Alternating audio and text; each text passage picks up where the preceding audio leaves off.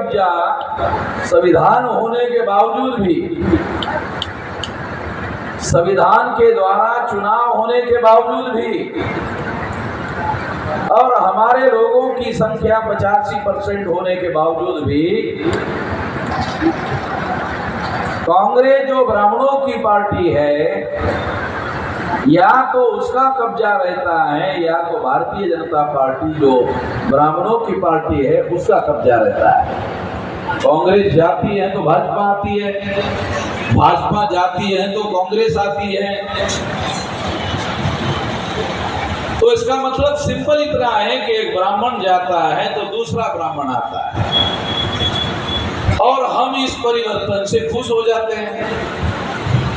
ये परिवर्तन नहीं है, ये जैसे थे जो परिस्थिति है, ये जैसे थे परिस्थिति रखने का षड्यंत्र है।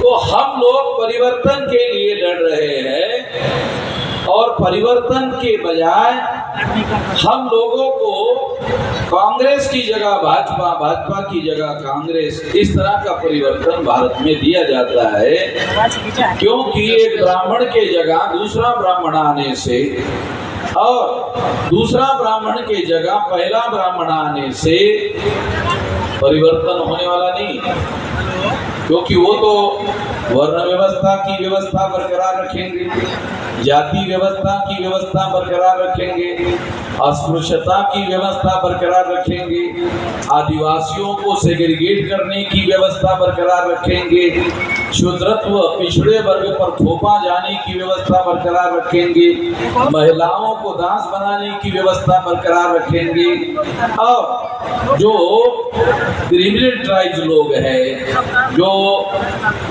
जराइम पेशा जातियां हैं, उन लोगों के ऊपर उन्होंने जो कानून थोपे हुए हैं उसकी व्यवस्था बरकरार रखना चाहते हैं। तो इस तरह से वो व्यवस्था वैसे के वैसे रखना चाहते हैं, और आजादी को 75 साल हो गए, यही व्यवस्था, इसमें कोई बदलाव तो हुआ नहीं, इसमें कोई मौलिक परिवर्तन तो हुआ नहीं। जो परिवर्तन हमारे पुरखे चाहते थे, तो सबसे बड़े आधुनिक भारत के पुरखे महात्मा ज्योतिराव फुले जो परिवर्तन चाहते थे, जो छत्रपति शाहू महाराज परिवर्तन चाहते थे, जो बाबा साहब आम्बेडकर परिवर्तन चाहते थे, वो परिवर्तन तो आया नहीं। संविधान में वो तमाम अधिकार बाबा साहब आम्बेडकर ने हम लोगों को दिए, मगर वो अधिकार लागू होने का जो काम है वो हो नहीं रहा है, क्योंकि सत्ता जो ब्राह्मणों के नियंत्रण में रहेगी तो संविधान अमल में कैसे आएगा? संविधान तो अमल में नहीं आ सकता। तो इसलिए संविधान अमल में नहीं आ सकता, इसलिए इनके नियंत्रण में देश को रखा जाना खतरनाक है, बदलना होगा। और बदलने के लिए ही सारे देश के पिछड़े वर्ग के लोगों को जगाने का हम लोगों ने अभियान शुरू किया। हम ही लोगों के द्वारा पिछड़े वर्ग की जातीय आधारित गिनती के लिए भारत बंद करवाने का कार्यक्रम हम ही लोगों ने चलाया, और इस वजह से इस गिनती को रोकने के लिए आरएसएस ने, भाजपा ने एक पिछड़े वर्ग के आदमी को देश का प्रधानमंत्री बनाया। पिछड़े वर्ग के लोगों को हक अधिकार देने के लिए आरएसएस भाजपा ने पिछड़े वर्ग के आदमी को प्रधानमंत्री नहीं बनाया, पिछड़े वर्ग के लोगों की जाति आधारित गिनती रोकने के लिए बनाया। नरेंद्र मोदी गुजरात के बैकवर्ड क्लास के व्यक्ति है, ओबीसी के व्यक्ति है, और उसको प्रधानमंत्री आरएसएस के लोगों ने बनाया।